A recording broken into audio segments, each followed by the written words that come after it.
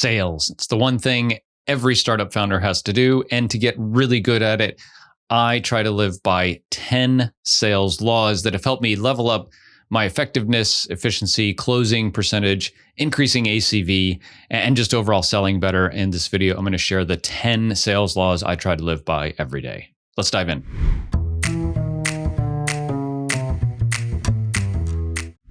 Hi there, Craig Hewitt here. Welcome back to the channel. Here we share tips, tricks, and inspiration for you to become a better, more sane, more profitable founder in your business. And today we're talking all about sales. I have a background in sales, previously kind of Fortune 100 company selling both disposable and enterprise level stuff to hospitals and physicians. And in that, I learned a lot. Now selling at Castos and Castos Productions, we're selling a really different kind of thing where sales cycles are a lot shorter, values are a lot lower. And so I've learned a lot in the past few years about how I can sell effectively as a founder salesperson. We have had a sales team. I learned a lot from them. We are moving back to me just selling now. And I think in some ways that's the most effective, right? Anytime you scale a sales team, they're going to do more, but maybe they won't do as good as you, the founder, can do. You just speak with such passion and authority and from a position to where customers and potential customers just instantly kind of interact and engage with you. And I think it's just a really powerful place to be from. Arguably, sales may be the last thing that you as a founder should give up. If you're not a salesperson already, these 10 rules will make you a more effective salesperson almost overnight. Okay, let's dive into number one. Number one, super easy, record every call, right? I use grain.com to record every call. It hops into my Zoom meetings automatically and it records them, it transcribes, it provides a summary, and it provides next action steps. It also does a super cool thing that we'll talk about in number 7 or 8 down the line. But the cool thing about recording calls is you can share them with a customer. You can share them with a team member. If you're going to train salespeople in the future, their first week of their job could be, hey, go listen to the last 100 sales calls and last 100 onboarding calls we had with customers. And you instantly know everything that I do for the last 2 or 3 months. There's no excuse for this. It's so easy. Grain's $20 a month. Just do it. Number 2 is the cardinal rule of sales. And it is get some kind of commitment in each call to move the process to the next step. The best is, okay, let's close this, get your credit card out. I got the order form here and we'll sign you up. That might not be possible, especially on the first call. If it's not possible, what's the next micro commitment and next step that you can get your lead or prospective customer to do? It's, hey, the onboarding call is the next step. Let's go ahead and schedule that. I'll send the proposal over as a formality in the future, but we kind of already know you want to be a customer. Let's pencil you in for next Tuesday at 10 o'clock or 2 for the onboarding call so that you can get started. This is a really cool way to, in a very genuine and sincere way, I think, to say, hey, sounds like you want to take the next step with us. I do too. The paperwork is the paperwork and you know what the price is, but let's just get the next step taken care of now. If you can't get the commitment for them to kind of become a customer in that next step, get the next call. Say, hey, I'm going to send over the proposal, but I'd like to have 15 minutes to review it and answer any questions you might have. How does Thursday look? What you don't want is, okay, I'll send you the proposal and then just let me know. Because then the ball's in their court. They have to be proactive to come back to you and say, hey, I want to take the next step. But you've spent 30 minutes or an hour with someone. Get some kind of commitment for the next step, even if it's like, hey, can we bring in another shareholder? Is there someone else that's making the decision that you want to include on this? Can we offer a consultative workshop to really kind of define the problem and the strategy that we're going to take going forward here? Something to say, hey, I want to continue the conversation in person, talking to you and delivering value so that you see that we're the one you want to work with. The third one, and these are in no order, I guess, but the third one really is defining the problem. It is the very first thing I do on every sales call. So a bit of chit chat and, where are you from and what's going on in your world these days? And then say, why are we talking? Literally, that's what I say. What brought you to us? What is going on in your world that made you reach out to us as the potential person to provide a solution for the problem you're having?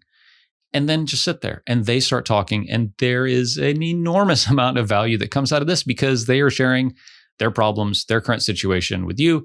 And if you're a good salesperson, you'll say, oh, interesting. So you're doing this. Am I understanding that right? Oh, and it's called mirroring, right?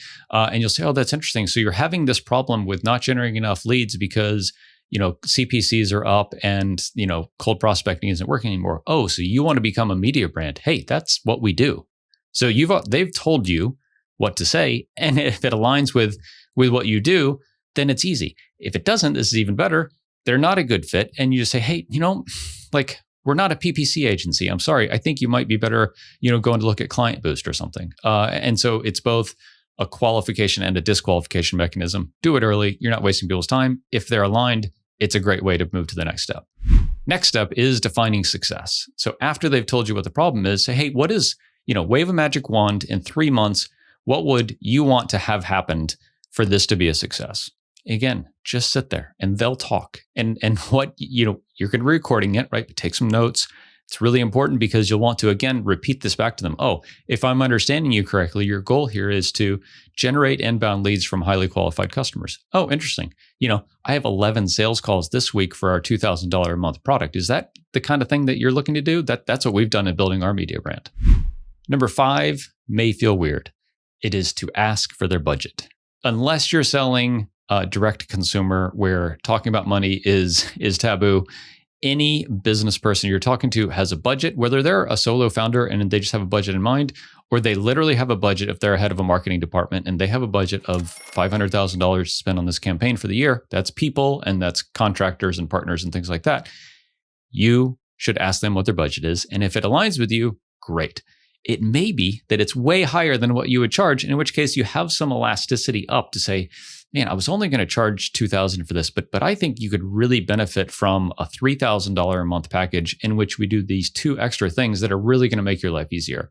So I think not asking for budget means that you undersell a lot of times because we all are scared of charging too much. But if the person tells you, hey, my budget for this is $50,000 a month, whoa, how can we provide $50,000 a month of value to this customer? That should be the question you're asking yourself. Number 6 is my absolute pet peeve. Please do this and please don't ever deviate from this. And it is after you get done talking to the client, even if they've signed up on the call, send them a proposal and a quote and some assets that day. Most likely what's going to happen is you're going to have a call with someone and they're going to say, yep, looks good. Cool. I'm ready to get started. You booked the kickoff and the onboarding call maybe for a couple of days from now. But 100% of the time, I have a quote or a proposal that I send someone, they electronically sign it, and then everything starts from our end. Billing, onboarding, client relationships, actually doing the work. Send that goddamn proposal that day. I don't care if the call gets done at 5 o'clock in the afternoon. Take the next 10 minutes, go into Better Proposals or Proposify or PandaDocs or HubSpot or whatever you use to send quotes or proposals, and send that thing you told them that you were going to send. Because if you don't, your competition's going to, and you're going to look like you don't know what the hell you're doing. Huge credit to Stelly and the Close.com team for this. And it is number 7, follow up until you get a hell yes or a fuck you.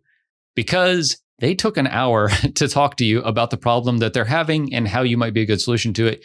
No doubt you provided a lot of really great content and value in that discussion. And for you to not follow up with them until you get a yes or a no is such a waste of your time and theirs. And so don't waste your prospective customers' time by not following up with them. I mean, I can't tell you how many deals we've closed 2, 6, 12, 24 months after initial conversation with someone because I use HubSpot, I follow up, we have it automated, or I have reminders, and just don't let deals go cold, right? So follow up, even if it's every 6 months. Hey, saw this article, was thought about you. Hey, we just did this case study, thought you might find this interesting. Hey, white paper in the industry talking about media brands, whatever it is. But a follow-up is not hey, did you have any questions about the proposal I sent over recently? That's lame, right? Don't do that. Add value, spur ideas in their mind, and keep elevating your position in their kind of mental framework about this project that you're working on.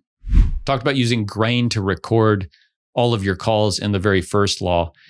And this one's really important. Tools like Grain can analyze how much you talk and how much your customers and prospective customers talk. And the rule I try to live by is I should only be talking 30% of the time. That's the goal, right? Because we didn't get on this for me to blab and just spew information about what we do.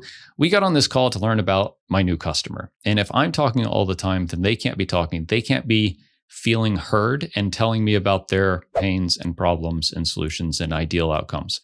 And they just have to be talking a lot of the time. And so use something like Grain. They can analyze how much you're talking. 30% for me is a good thing to shoot for. 50% is absolute minimum. If you're talking for more than 50% on your sales calls, you're fucking it up. Give the price and then shut up.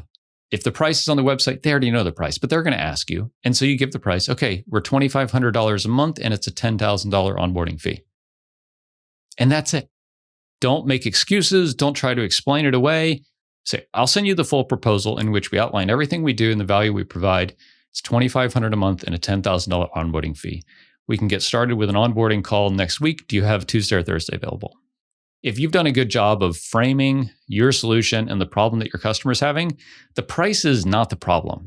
Price objections really mean that you've done a crappy job of relaying the value of your product or solution to the issues that your customers are having. So just don't think about price as an objection. Think about value that you're providing as the real kind of underlying problem there. It's very rarely price. And related, number 10, the 10th sales law that I try to live by is don't discount ever. Discounting shows weakness in your conviction in the value that you bring to this. And just don't do it. It's a very slippery slope. There's all sorts of data around how customers who ask for discounts end up being worse customers to you and to your team and your support team. They also get worse outcomes because they have devalued what you do and they think they can do it themselves. They can go find another provider, all these kinds of things. So find a price you're comfortable with and stick with it and have the conviction that, really 20% of people should say no based on price. I know we talked about, price and value and number 9, but about 20% of people, your solution should be too expensive for. Otherwise, you're underpriced. But then if you're in that sweet spot, have conviction to say hell yeah, we're expensive because we do a damn good job. And if not, you can keep boosting that price up until you start getting some price objection. But please don't ever discount because all it does is discredit you, your company, your team, and the solution that you're providing. Hope you enjoyed those 10 sales rules to live by. I'd love to hear what you think. If you're enjoying this kind of content, please subscribe, smash the bell below. To get content like this every week, subscribe to my Founder Insights newsletter at craighewitt.me/join. A link will be in the description below.